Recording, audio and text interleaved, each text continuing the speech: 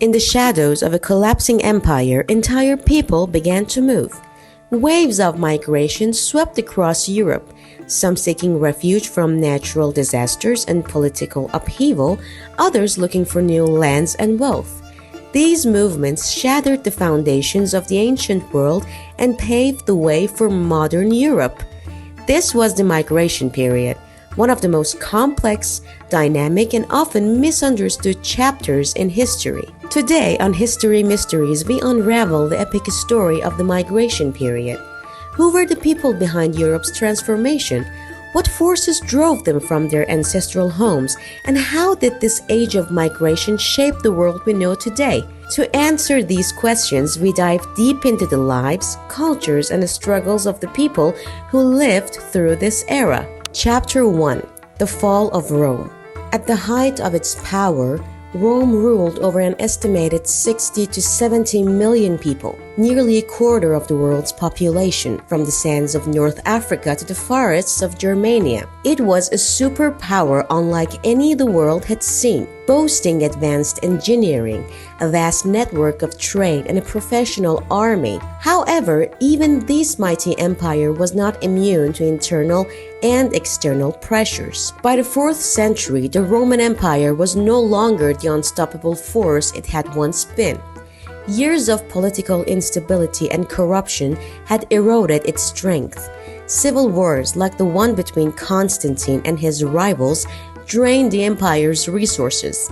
Heavy taxation and a complex bureaucracy placed immense pressure on Roman citizens, while religious disputes, especially between Christians and pagans, fueled internal divisions. While Roman armies once defended the borders with iron discipline, by the late 4th century these defenses were increasingly fragile. The military was stretched thin, defending territories from Britain to the eastern frontier against both external enemies and internal power struggles. In these contexts, entire tribes began to move, driven by a combination of climatic, economic, and political forces. Chapter 2: Who were the Barbarians? The Romans referred to the migrating people as barbarians, but this term was more of a cultural label than a true reflection of these diverse and complex societies. In reality, many of these tribes had long-standing relationships with the Roman Empire. Some fought alongside Roman legions, others traded goods, and still others admired Roman culture. The Visigoths were one of the first major tribes to seek refuge within Roman borders. They didn't come as conquerors, but as refugees, fleeing the terror of the Huns and a catastrophic famine in their homeland. In 376 AD, they negotiated with the Romans to settle on the empire's southern frontier. However, after being mistreated by corrupt officials and suffering starvation, they rebelled, leading to the Battle of Adrianople in 378 AD, a devastating defeat for Rome. The Vandals were a Germanic group of people who migrated from the Danube region to Spain and eventually into North Africa, where they founded a kingdom. Far from being mere raiders, they established a stable and wealthy state with Carthage as its capital. Their control of the Mediterranean's grain supply gave them significant power. The infamous sack of Rome in 455 AD wasn't an act of mindless destruction, but a strategic attack on an empire already crumbling from within. The Huns, a nomadic group of people from the Central Asian steppes, had a profound impact on the migrations of other tribes. Led by Attila, they were not just brutal warriors, but skilled diplomats who used both force and alliances to expand their power. While Attila's raids were feared, the Huns were also responsible for forging relationships with various tribes, including the Ostrogoths, whom they often used as auxiliary forces in their campaigns. The Franks, initially a loose confederation of Germanic tribes, gradually became one of the most important powers in post-Roman Europe. Their leader, Clovis, famously converted to Christianity, solidifying his rule and earning the support of the Roman Church. Over time, the Franks integrated Roman traditions with their own, creating the Merovingian dynasty, which would shape the future of France and the Holy Roman Empire. These so-called barbarians were far from uncivilized. They had intricate systems of law, governance, and art. For example, the Visigoths developed a sophisticated legal code in their later kingdom in Hispania, blending Roman law with their own customs. The Vandals, known for their naval prowess, created a fleet that dominated the Western Mediterranean. Chapter 3: The Great Migrations. Why did they move? Why did so many tribes suddenly move across Europe during this period?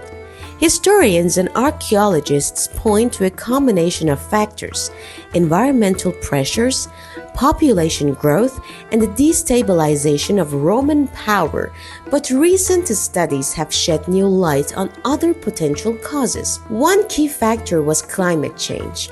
Around the late 4th century, Europe experienced what some scholars call the Late Antique Little Ice Age, a period of cooling that may have led to widespread crop failures, especially in Northern Europe. These forced many communities to abandon their lands in search of food and security. Archaeological studies of tree rings and ice cores have confirmed significant climatic shifts during this era. At the same time, the arrival of the Huns from the eastern steppes created a ripple effect. The Huns were fierce warriors and skilled horsemen, and their rapid expansion pushed many other tribes, including the Visigoths, westward into Roman territory. These movements were not isolated but interconnected events that changed the face of Europe. In addition to these push factors, many migrating people were drawn by the wealth and relative stability of the Roman Empire. The lure of Roman cities, their infrastructure, and access to trade networks made migration an attractive option for many tribal leaders. For some, this migration was less about invasion and more about integration, an opportunity to gain access to Roman goods, lands, and political power. Chapter 4: The Transformation of Europe. As the Roman Empire weakened, new political entities emerged, often built on the foundations of Roman infrastructures, combined with the traditions and cultures of the migrating tribes. These new kingdoms transformed Europe from a centralized Roman world into a patchwork of competing states, each with its own identity. In Hispania, the Visigoths established a kingdom that preserved much of Roman law and governance, but infused it with their own customs. Roman cities like Toledo became centers of power, where Gothic kings ruled over a Romanized population. This blending of cultures wasn't always peaceful, but it laid the groundwork for medieval Spain. The Vandals in North Africa followed a similar pattern, using the former Roman capital of Carthage as their base of power. Despite their reputation as destroyers, the Vandals maintained Roman agricultural systems and controlled key Mediterranean trade routes, making their kingdom a formidable force.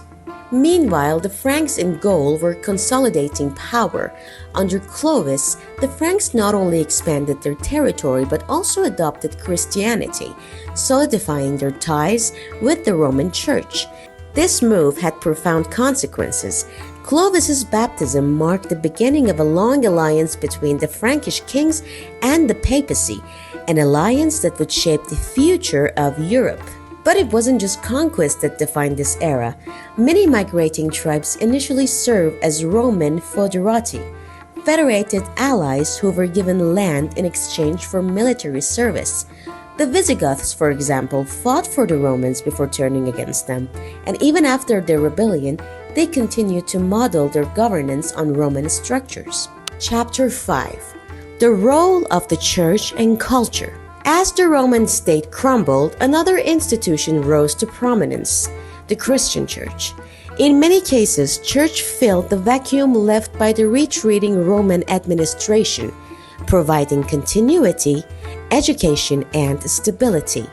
The church also played a vital role in preserving Roman knowledge, ensuring that many of the literary and philosophical achievements of antiquity were not lost.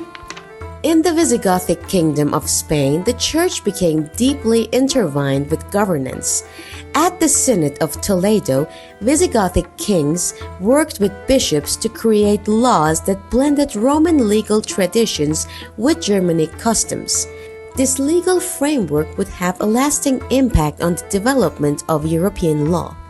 In Britain, far from the upheavals of the continent, Irish monks played a crucial role in preserving knowledge during the so-called Dark Ages. The Celtic Church, particularly monasteries like Lona, became centers of learning where ancient texts were copied and safeguarded. These texts would later fuel the Carolingian Renaissance, a revival of learning and culture in the 8th and 9th centuries. The church wasn't simply a passive bystander during the migration period. It actively shaped the new world that was emerging. The process of Christianization, particularly through the work of missionaries like St. Patrick in Ireland or St. Boniface in Germany, helped to unify different people under a shared faith, while also incorporating local traditions into Christian practices. Chapter 6: The Legacy of the Migration Period. By the 7th century, the tribes that had once been seen as barbarian invaders were now the rulers of Europe. The kingdoms they forged, whether in Spain, France, or Italy, would form the foundations of the modern nations we recognize today. The Franks laid the groundwork for the Kingdom of France, the Visigoths for Spain, and the Lombards for Italy. But these new states were not simply the remnants of Rome. They were something new, born from a fusion of Roman, Christian, and Germanic traditions. The migration period was a time of profound change. The fall of the Roman Empire may have seemed like the end of an era, but it was also the beginning of the new one. Out of the chaos and destruction of these migrations came the birth of new societies and cultures that would go on to shape Europe for centuries to come. Although the Roman Empire collapsed in the West, its legacy lived on in many forms. Roman law, language, and governance influenced the emerging kingdoms. Latin continued to be the language of the church and administration, and Roman roads and cities remained vital to the infrastructure of these new states. At the same time, Germanic traditions of kingship, law, and social organization became the bedrock of European medieval society. The migration period wasn't just a time of destruction. It was a time of transformation. The people who migrated across Europe brought with them new ideas, new technologies, and new ways of living. Their legacies live on in the languages we speak, the laws we follow, and the very borders that define modern Europe. Thank you for joining us on this journey through the migration period. If you've enjoyed unraveling these ancient mysteries, be sure to subscribe and stay tuned as we continue to explore the untold stories that have shaped our world. Remember, history is not just the story of the past, it's the key to understanding our present and future.